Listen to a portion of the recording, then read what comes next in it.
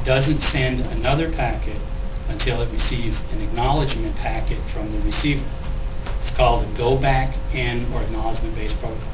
And the reason it does that is to keep track of the data and make sure the other side is still there.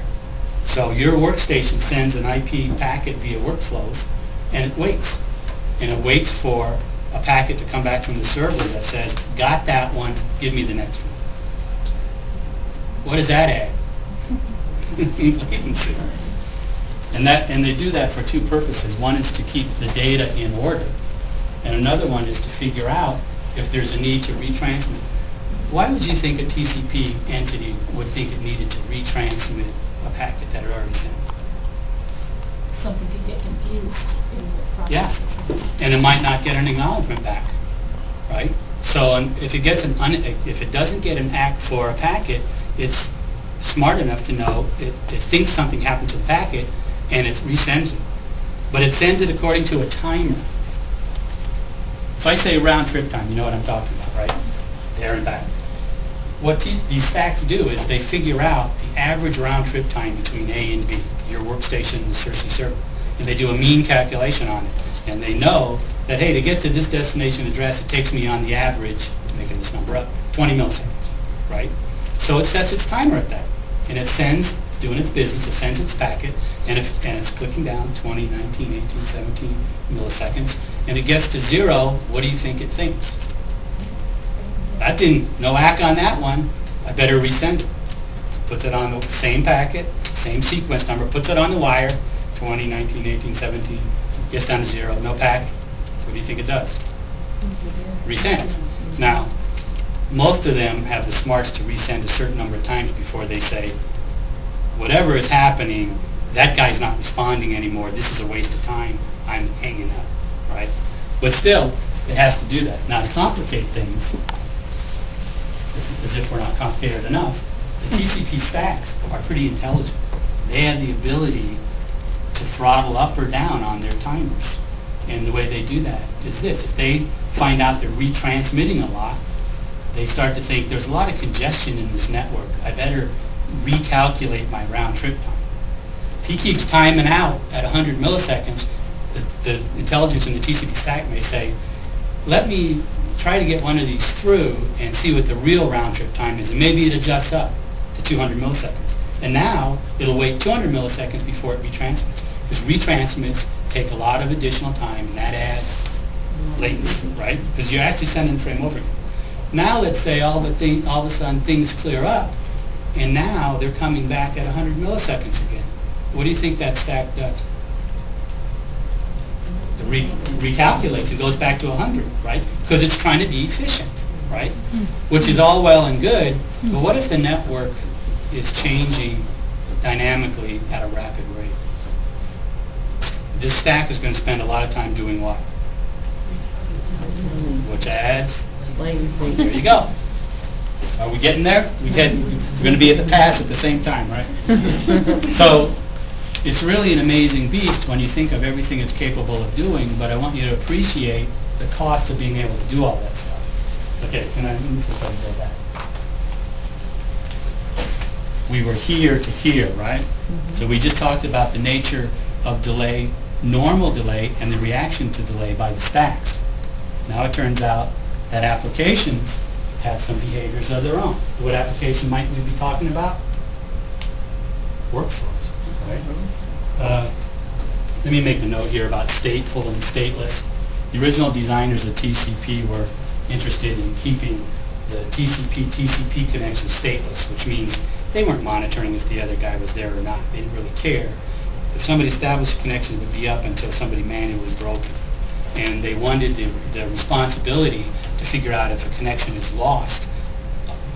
Wanted that to be done by the application above it. And the reason why you want to understand if the connection is lost is because if you have a bunch of open connections on your machine that are going nowhere, that's costing you delay and processing time that's useless. So you need to clean things up, and that's what they wanted the applications to do, right? Some TCP vendors did that, and some don't. But the application we care about does, and it turns out that workflows in the Cersei application are going to do that housekeeping. Again, this is to ground ourselves. We're talking about, we just got through talking about the TCP stack on this guy, talking about to the TCP stack on that guy. Now we're going to talk about workflows on this machine, talking to the Testi server application. So it has its own, as if this weren't complicated enough, it has its own behaviors that we need to talk about.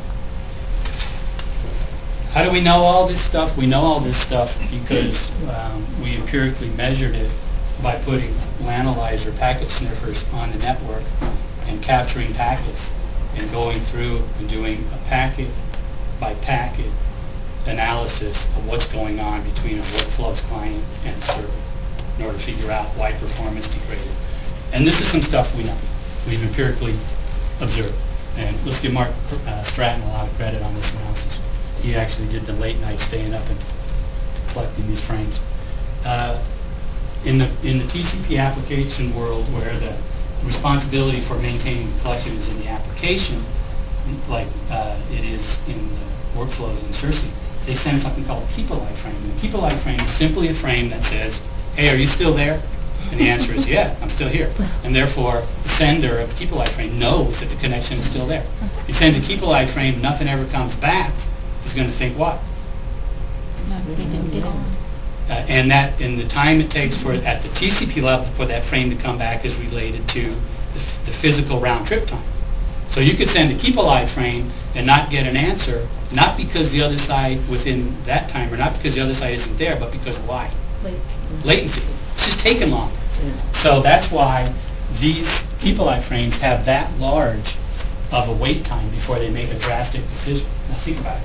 If it takes a half a second to go to a geosync satellite and back, 60 seconds is geologic time in the speed of light. That's a long time to wait. So remember, this is a timer that's sitting on top of the stack timers. So it turns out, if you're how many people are J clients in here? Okay, if you're a J client user, what we've observed in this analysis is the J client will send a keep alive frame every 60 seconds. Again, it's a huge amount of time. If you look at an analyzer and you collect 60 seconds worth of frames, you will be astonished how many frames went by in 60 seconds. But it sends a keep alive frame that is expecting, hey, I'm here, as its response. Okay. Oddly enough, it's different for the C client. Most people are C client users here. In that scenario, the server will send keep alive to the client. So it's the reverse process. But look at that time. 300 seconds is huge. A lot of things can go wrong within 300 seconds. My point is, these are really generous timers. And the reason why they're this generous is because a lot of latency can be in the network based on load. A lot of latency. You would think you couldn't overrun 300 seconds. It can happen. So is that in the C client, is that something that can be selected in the software? I don't know. Do you know, Brian? In general, these all the options that the TCP stack uses to throttle up and throttle down and make decisions about timing and stuff, those typically aren't available in clients. The clients are more plain vanilla, and that's because they're looking for like worst case. You know, if you don't get something back within 300 seconds, something really is wrong. Maybe a backhoe did take the line out. So the keep alive frames have to be acknowledged within these timers in order for the application to think the connections are alive. But again, I'm going to say this again. Remember, there are timers below this as well that have to be adhered to. So TCP doesn't keep resending stuff, right? Because resending stuff is bad. That's movement in the wrong direction. We have also noticed that if the C client has sent 5 consecutive task-oriented frames and doesn't get an answer, it thinks something's wrong and it will kill itself, so to speak. Commits suicide, so to speak. And we've also noticed that if you unplug the LAN cable, the C client actually disappears off your screen. So, has anybody ever seen that? Yep. So, in effect, if you disconnect the LAN cable, what you're simulating is what? Local area network just croaked. Yeah. So, that's pretty radical behavior. And I'm not sure that's the best way to design something. And I'm putting this on there because